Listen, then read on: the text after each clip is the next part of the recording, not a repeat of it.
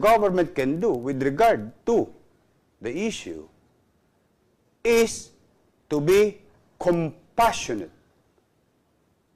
Ibig sabihin, just.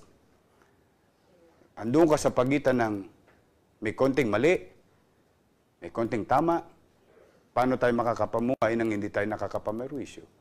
Oh. Malamang to, abogado to ni Eddie.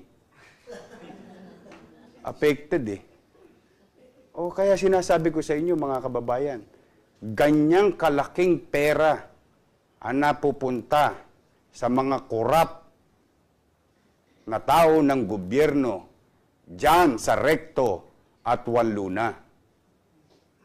Kaya nila magbayad ng mga organisasyon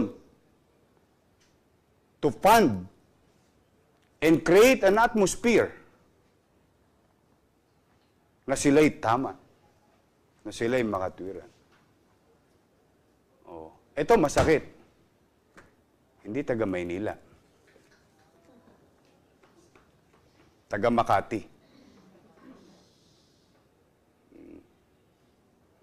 Kaya nga gusto ko, sana attorney, donate mo rin yung yung mga sinisingil mo sa kliyente mo.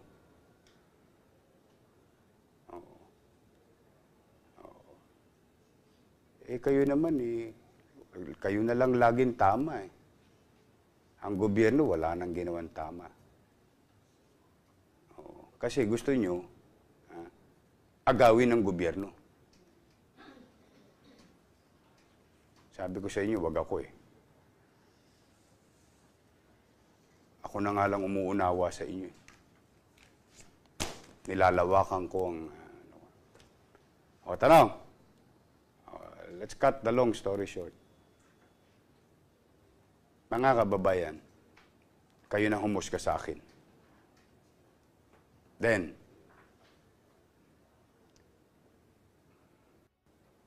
if that is the case, na maraming naabot yung perang ipinamahagi ng mga pribado sa ginagawa kong pag-endorso para sa kapakinabangan ng pribado at higit sa lahat, on top of everything, kapakinabangan ng mga nalulugmok, biktima ng trahedya,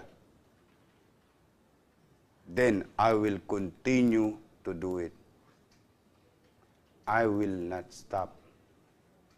Mamatay ka sa inggit.